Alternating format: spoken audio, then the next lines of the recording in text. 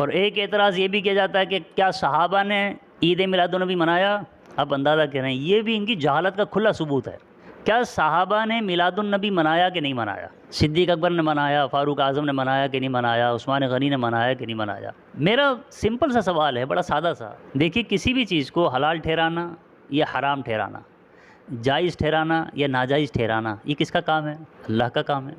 یا اللہ رب العالمین کی عطا سے انبیاء کرام شارع اسلام ہیں، وہ کسی چیز کو حلال فرمائے تو حلال ہے، حرام فرمائے تو حرام ہے، جائز فرمائے ناجائز فرمائے، یہ وہ شارع اسلام ہے۔ تو اب اگر یہ اعتراض کیا جاتا ہے کہ جو کام صحابہ نے نہیں کیا وہ ہمارے کرنا ناجائز ہو، یعنی یہ اعتراض کرتے ہیں کہ صحابہ نے نہیں منایا میلاد تو ہمارے لیے منانا بدعت ہو گیا، ناجائز اور حرام ہو گیا، گناہ ہو گیا۔ اگر یہ اعتراض ہے کہ جو کام صحابہ نے نہیں کیا ہم کو نہیں کرنا چاہیے، تو میرا سمپل سا سادہ سا سوال یہ ہے ایسے لوگوں سے، ذرا بتا دیجئے کہ جو کام صحابہ نے نہیں کیا وہ نہیں کرنا چاہیے، یہ کہاں لکھا ہے؟ قرآن میں آیا یا احادیث میں سرکار نے فرمایا کہ جو کام میرے صحابہ نے نہیں کیا، جو کام میرے صحابہ نے نہیں کیا وہ کرنا تم پر ممنوع ہو گیا، یا ناجائز ہے یا حرام ہے؟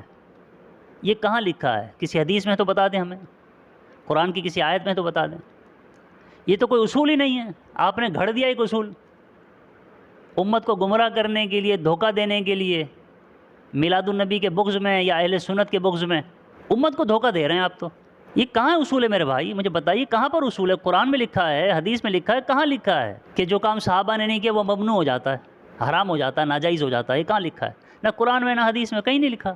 آپ بتائیے اگر ہے تو۔ بلکہ ترمذی شریف کی حدیث پاک ہے اور بڑے واضح طور پر نبی پاک علیہ الصلوۃ والسلام نے ارشاد فرمایا، الحلال ما احل اللہ فی کتابہ، حلال وہ ہے جسے اللہ رب العالمین نے اپنی کتاب میں حلال فرما دیا، والحرام ما حرم اللہ فی کتابہ، اور حرام وہ ہے جسے اللہ رب العالمین نے اپنی کتاب اللہ کے اندر حرام فرما دیا۔ دو چیزیں ہو گئی۔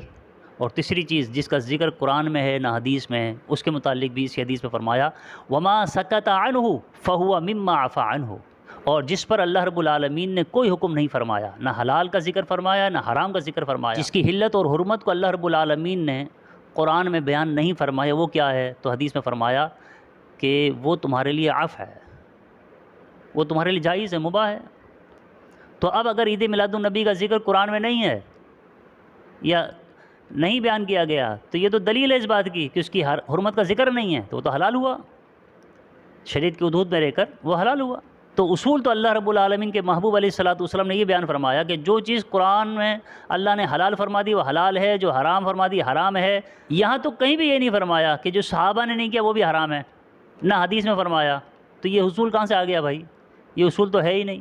اچھا، پھر دوسری بات، ہمارے دلائل ہیں قرآن، سنت، اجماع اور قیاس۔ یہ قیاس کیا چیز ہے؟ قرآن میں جس کا حکم ہمیں نہیں ملا، جس کا حکم ہمیں حدیث سے نہیں ملا، جس کا حکم ہمیں صحابہ کے عمل سے نہیں ملا، تو پھر قیاس ہوتا ہے نا چوتھا، کہ پھر دیکھا جاتا ہے کہ کوئی ایسی چیز نئی پیدا ہوئی ہے جو قرآن و سنت اور صحابہ کے اجماع کے خلاف نہیں ہے، یعنی ان کی کسی چیز کو رد نہیں کرتی، تو پھر وہ کیا ہوتی ہے؟ وہ جائز ہو جاتی ہے۔ علت شرعیہ کی بنا پر وہ قیاس کے باب میں اس کو جواز کا حکم حاصل ہوتا ہے۔ تو قیاس سے تو وہ چیز ثابت ہو رہی ہے جو پہلے تھی ہی نہیں، جبھی تو آپ قیاس کر رہے ہیں۔ تو یہ اصول کیسے بن گیا کہ جو کام صحابہ نے نہیں کیا وہ ناجائز ہو جائے؟ تو صحابہ نے بے شمار کام نہیں کیے، قرآن میں بھی اس کا ذکر نہیں ہے بے شمار کاموں کا، اور حدیث میں بھی نہیں ہے، لیکن بعد میں پیدا ہوئے اور فقہاء نے اس کو جائز قرار دیا ہے۔ کیوں؟ قیاس کی صورت میں، قیاس کر کے۔ تو یہ تو آپ کا اصول بھی ان اصول سے ٹکرا رہا ہے کہ جو کام صحابہ نے نہیں کیا وہ ہمیں نہیں کرنا چاہیے، تو پھر ایسی صورت کے اندر جو ہے پھر وہ قیاس کا باب ہی بند کر دیں آپ، کیونکہ وہ کام جو آپ قیاس مجتہدین نے جو کیا ہے وہ تو نہ قرآن میں ہے نہ حدیث میں ہے نہ صحابہ سے ثابت، صحابہ میں وہ عمل تھا، جب نہیں تھا جبھی تو قیاس ہو رہا ہے، اگر پہلے سے موجود ہوتا تو قیاس کیوں ہوتا؟ تو یہ غلط بیانیاں چھوڑ دیں اور عوام کے سامنے غلط بیانی نہ کریں اور عوام کو دھوکہ نہ دیں۔ آپ اپنی آخرت خراب کر رہے ہیں، اپنی آخرت بگاڑ رہے ہیں۔ تو میری آپ سے گزارش ہے، کل ہم کو اللہ کی بارگاہ میں جواب دہ ہونا ہے۔ دین کو اسی طرح پہنچائیں جس طرح دین کو بیان کیا گیا ہے، جس طرح دین ہم تک پہنچا ہے، قرآن، سنت، اجماع اور قیاس، اور جس طرح مجتہدین نے اس کے اندر خوب محنتیں کی ہیں، کاوشیں کی ہیں، وہ جو علماء نے لکھا ہے وہ بیان کر دے عوام کے سامنے۔ اب سوشل میڈیا پہ یہی حال ہے، لوگ جہالت کا ثبوت دے رہے ہوتے ہیں اور سمجھ رہے ہوتے ہیں ہم بہت بڑے مجتہد اعظم ہیں۔ اللہ ہدایت عطا فرمائے۔